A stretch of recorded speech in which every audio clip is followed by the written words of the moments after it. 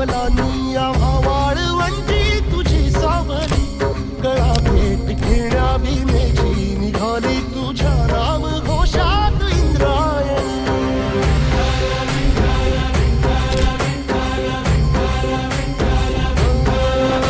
भिडे आसमंती ध्वजा वैष्णवांची उभी पंढरी आज नादावली तुझे नाव ओठी तुझे रूप ध्यानी जीवाला तुझी आस गा लागली जरी बाप साऱ्या जगाचा परी